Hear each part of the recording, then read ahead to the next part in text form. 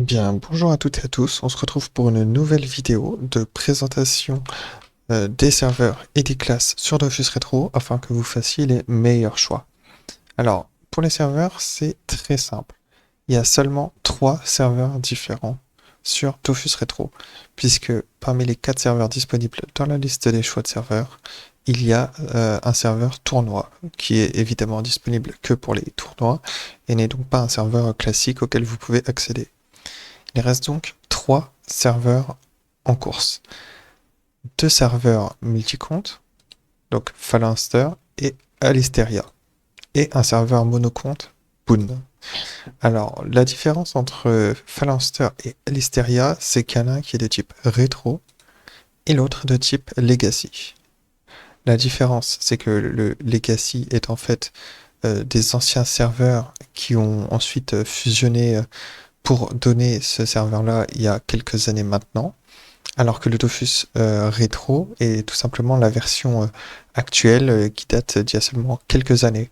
Donc les serveurs rétro sont plus récents que les serveurs, enfin que le serveur Legacy, qui est en fait un serveur qui n'a jamais cessé enfin qui n'a jamais évolué en 2.0 depuis les années 2010, quoi. Donc, c'est plus récent, les serveurs rétro, et donc l'économie est aussi plus récente. Là où les personnes sur Legacy ont potentiellement déjà quasiment fini le jeu, et c'est déjà des gens qui sont très avancés. Donc moi, je m'orienterais plutôt vers un serveur rétro. Après, vous pouvez toujours y faire un tour et vous faire votre propre idée en allant directement en jeu, et en créant le personnage et en vous baladant. Ensuite, il y a un gros débat, et c'est ça qui intéresse surtout aujourd'hui, c'est est-ce qu'il faut mieux un serveur monocompte ou un serveur classique qui en fait autorise le multicompte.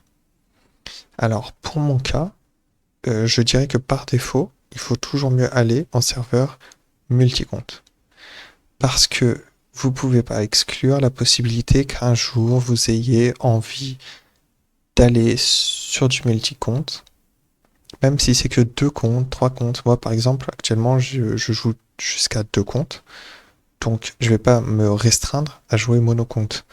D'autant plus que euh, il y a une idée reçue comme quoi c'est plus facile d'être monocompte sur un serveur monocompte. C'est faux.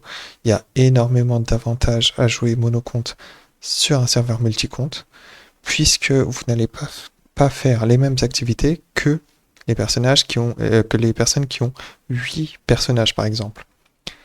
Donc vous allez pouvoir faire des métiers, des trucs comme ça qui sont plus faciles du coup à faire, puisque une partie de la population ne va pas s'y intéresser, car ils vont préférer faire du PVM, alors que sur Monocompte, tout le monde va vouloir passer par les métiers, tout le monde va vouloir, enfin voilà, tout le monde va avoir un peu une progression identique, même si évidemment chaque parcours est différent. C'est pourquoi je m'oriente toujours vers les serveurs multi-comptes. Mais après, je boote pas les serveurs monocompte. La preuve, j'ai aussi des personnages sur Boon. Et bah, c'est plus difficile, voilà, c'est un peu la dèche. Donc, j'ai juste monté le personnage pour me faire plaisir quand les serveurs sont sortis. C'était un peu la hype, voilà. Mais bon, et puis commencer par Axelor, faut avouer que c'était pas le truc le plus malin. Et, euh, et du coup, c'est pour ça que je préfère les serveurs multi-compte. Même si c'est vrai que ça reste mon premier personnage au-dessus du niveau 100. Et du coup, je retourne sur Alisteria. Je vais sélectionner. Et maintenant, on passe au personnage. Alors, comment choisir son personnage quand on joue sur Dofus Retro? Alors, déjà, un truc simple, il n'y a que 12 classes, hein, c'est le monde des 12, c'est encore le monde des 12, donc on est sur 12 classes. Donc du Sadita, Osamuda, Enutrof, Sram, Xelor, Panda, Eka, euh, Eni, Yap, Kra, Xelor, non, pardon, Feka, Sakri. Voilà, donc ces 12 persos, il y en a qui vont être plus orientés PVM et d'autres qui vont être un peu plus PVP. Par exemple, le Sadida est très bien pour PVM, surtout à bas niveau. Donc vous aurez une progression à bas niveau qui sera très bien. Le Sacrieur, c'est pareil. Alors c'est plus lent parce que il y a la mécanique des châtiments qui font que vous devenez plus fort au fur et à mesure du combat. Donc au début, ça peut être un peu long les combats, mais de par sa résistance et ses nombreux points de vie, ça fait un très bon tank et donc ça c'est plutôt bien pour débuter. Après, c'est vrai que tout seul, ça peut être un peu, ça peut allonger un peu les combats. Mais à haut niveau, ça s'inverse un peu puisque les stuffs sont plus puissants, donc vous pouvez être assez efficace dès le début du combat et ça en fait une très bonne classe. Le FK c'est pas mal parce qu'il y a des glyphes, il y a du shield, donc vous pouvez faire des dégâts de zone. À bas niveau, c'est assez appréciable, donc quand je dis bas niveau, on va considérer jusqu'au niveau 100 peut-être. Ça va être une classe qui va être assez efficace. Vous avez de la téléportation, des shields, donc vous pouvez tout faire un peu tout. Vous pouvez tanker, faire des dégâts de zone. C'est très polyvalent. Mais après, à haut niveau, c'est peut-être un petit peu moins intéressant. Le crabe, bah, évidemment, vous tapez à distance, vous pouvez taper fort, vous pouvez taper en zone. C'est parfait. À tout niveau, le cra, c'est une classe, c'est un choix excellent sur Dofus Rétro, c'est une valeur sûre. Un peu pareil, le Yop. Sauf que lui, bah, c'est les dégâts en mêlée ou à semi-distance, on va dire. Vous allez faire des gros dégâts. Vous aurez une bonne mobilité grâce au bond quand même. Mais c'est vrai que par rapport au Kra, bah, le Kra, le fait d'être à distance vous permet de ne pas prendre trop de dégâts et donc de limiter les soins. Alors que le Yop, ça va peut-être vous coûter un petit peu cher en soins, mais en vrai, il y a des gameplay Yop qui sont très bien. On se rappelle notamment des Yop qui peuvent aller au troll. Voilà, donc vous allez bien briller et vous avez quand même un choix d'éléments assez important, que ce soit sur le Kra ou sur le Yop. Donc ça, c'est plutôt un avantage sur ces classes-là. Vous avez des gameplays vraiment originaux et ça fait une très bonne classe PVM. L'Eniripsa, alors l'Eniripsa c'est un peu particulier puisque lui c'est plutôt orienté soin, donc c'est un peu compliqué solo. Il y a que 3 sorts de frappe, donc un eau, un vent et un feu. Mais vous avez un truc, si vous avez l'habitude de jouer en team, vous avez le don de PA grâce au mot stimulant qui en fait une classe qui peut être très appréciée à bas niveau puisque ça peut débloquer des combos en fait pour vos autres enfin pour les personnages qui vous accompagnent. Par exemple, passer de 7 à 8 PA pour un Kra, il pourra faire 2 flèches enflammées. Donc ça, vous, vous allez pas forcément vous-même faire des dégâts, mais vous allez permettre à votre équipe d'en faire. Donc ça, c'est un choix qui se défend. Et le fait qu'il peut se soigner, bah, ça en fait une classe qui a une bonne survivabilité. Et donc, vous pouvez faire des contenus solo. Si vous n'êtes pas pressé, ça c'est une classe qui est assez sympa. Et si vous jouez en team, c'est excellent. Si vous jouez avec des amis, etc., c'est très bien. Et K-Flip, alors ça c'est la classe un peu de l'aléatoire. Donc il faut aimer le gameplay où vous pouvez faire bah, de 1 dégât à 50 dégâts de base. Par exemple, si je prends le bluff, hein, ça peut faire quasiment pas de dégâts à énormément de dégâts. Donc c'est comme ça un peu pour tous les sorts. Il y a des mécaniques où si vous avez de la chance, vous allez avoir une très belle action. Si vous avez moins de chance, ça peut se retourner un peu contre vous.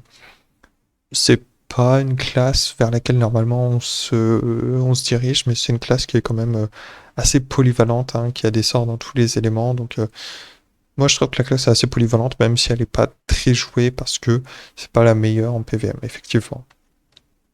Après on a le Pandawa. Alors Pandawa, bon, c'est rarement une classe qui se joue solo, parce que bah assez compliqué entre guillemets à jouer, notamment en PVM solo. C'est plutôt une classe de soutien, donc il faut jouer avec des autres personnes. Si vous jouez accompagné, c'est une bonne classe. Sinon, bon, ne vous orientez peut-être pas ça, du moins pour une première classe, ça peut être un peu compliqué. Et vous allez peut-être vous ennuyer avec son gameplay.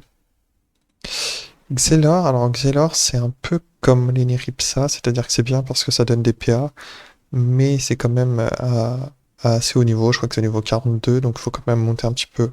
Ça peut être un peu long, et il n'y a pas spécifiquement d'utilité à jouer un Xelor. C'est un peu, c'est un peu dommage. C'est plutôt une classe qui sera orientée, on va dire, PVP ou PVM, mais à plus haut niveau, avec des stratégies de retrait, point d'action, etc.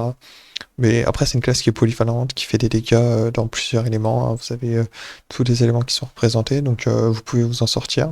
Moi, je l'ai fait jouer solo sur le serveur monocompte, donc vous pouvez le faire. Après, ce sera juste moins facile qu'avec une autre classe. Mais le gameplay est quand même assez sympa, vous avez beaucoup de déplacements, donc c'est assez marrant comme gameplay quand même. Et il y a des mécaniques intéressantes, notamment sur le renvoi de dommages. Ensuite, SRAM, SRAM, c'est assez compliqué parce que, de par son gameplay, c'est une excellente classe en PVM, parce que vous posez des pièges, vous devenez invisible, vous pouvez temporiser avec un double, mais vous n'avez que 2 éléments. Et ça, c'est un peu problématique quand on veut gérer des gros combats où c'est qu'il y a potentiellement beaucoup de résistance R et terre, ça peut être un peu compliqué. Après, ça, c'est à vous de voir. En revanche, c'est une très bonne classe, je trouve, en PVP, hein. C'est plutôt sympa à jouer. Mais côté PVM, c'est très bon pour les solotages. Parce qu'attention aux pièges, aux invisibilités, etc. Ça peut aussi gêner vos alliés. Mais si vous jouez vraiment solo, ça peut. Je pense qu'il y a des. Voilà, il y a un potentiel de bien s'amuser, à condition quand même de faire attention aux ennemis qu'on affronte et à leur résistance. Ça peut vite se retourner contre vous. Ensuite, Enutroph. Alors, Enutroph, tout le monde connaît l'Enutroph. C'est bien, on peut taper à distance, on peut dropper. C'est vraiment une classe qui est conseillée de, de monter, hein. C'est surtout sur Dofus Rétro, vous avez le coffre, vous avez quand même de la survivabilité avec votre sac. Il y a une possibilité de taper dans chaque élément, donc ça c'est positif, hein. Faut pas oublier que oui, l'Enutroph peut taper R avec la force de l'âge et la désinvocation, mais ça c'est que pour les invocations forcément.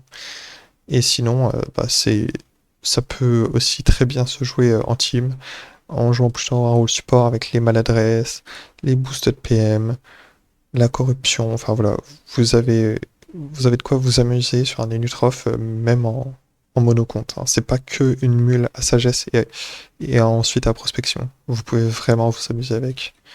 Ensuite, on a l'Osamoda. Alors l'Osamoda, c'est un peu compliqué puisque lui, il l'invoque. Et vraiment, à bas niveau, ça va être très fort, mais ça va entraîner des gameplays assez longs, puisque vos invocations ne vont pas faire énormément de dégâts. Et comme tout le gameplay se base là-dessus, vous allez un petit peu galérer à finir les combats au début. Mais c'est une classe qui, jusqu'au niveau peut-être 120, peut se jouer en full invoque vraiment assez facilement.